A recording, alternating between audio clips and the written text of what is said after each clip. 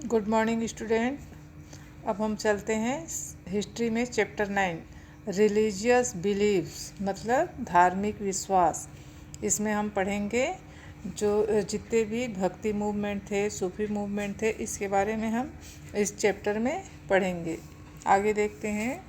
The religious movement spread across India during the medieval period. Religious movement जो है वो बहुत तेज़ी से फैला मिडिवल पीरियड में। उसके बाद क्या हुआ, दीज वेयर द भक्ति एंड सूफी मूवमेंट। ये दो कौन कौन से थे, भक्ति एंड सूफी मूवमेंट। भक्ति मीन्स डिवोशन, भक्ति का मतलब होता है डिवोशन। डिवोशन को हम क्या बोलेंगे, समर्पण। There were two major religion movements across India. दो मुख्य धार्मिक आंदोलन थे इंडिया में, वो कौन कौन से थे। There were the bhakti movement मतलब भक्ति आंदोलन और सूफी मूवमेंट यानी सूफी आंदोलन। Selfless and single minded devotion to one god is called भक्ति।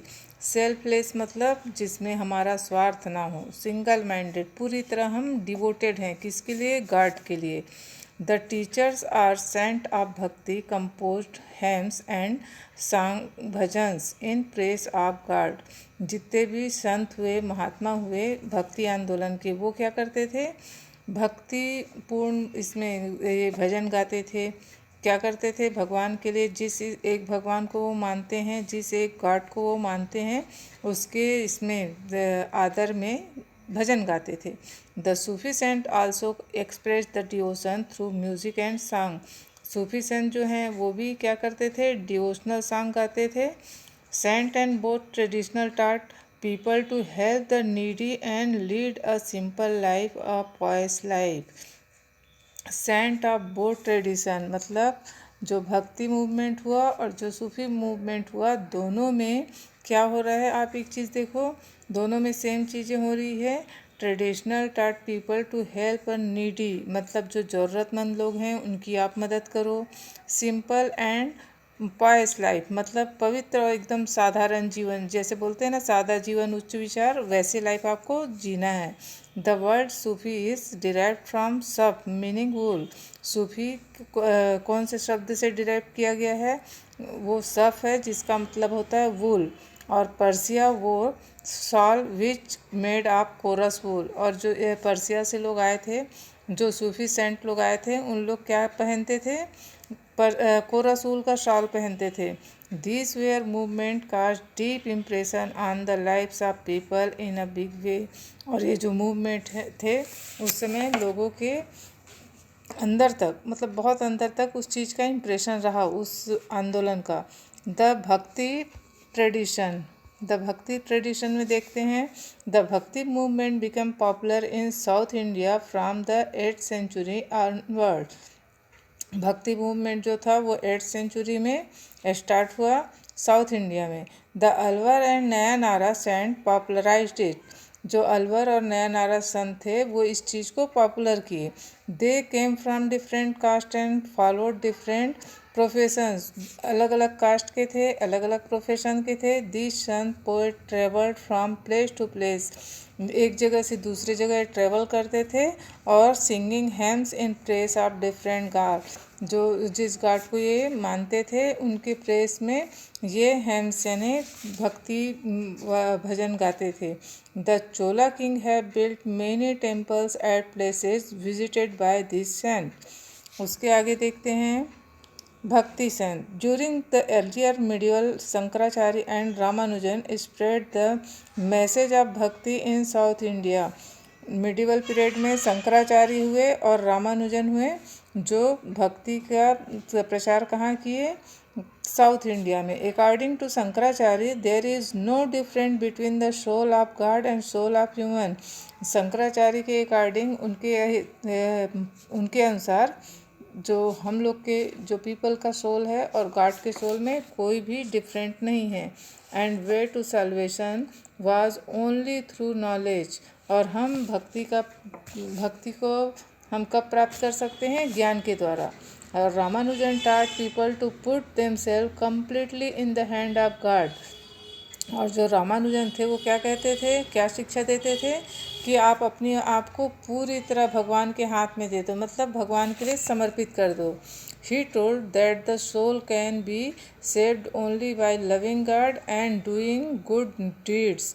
और वो क्या बोलते थे, हम किसके द्वारा सुरक्षित रह सकते हैं, हमको किसके द्वारा रक्षा मिल सकती है, सिर्फ या तो भगवान के द्वारा या फिर जो हम अच्छा काम कर रहे हैं, अच्छे कर्म कर रहे हैं, उससे ही हमारी भलाई हो सकती है.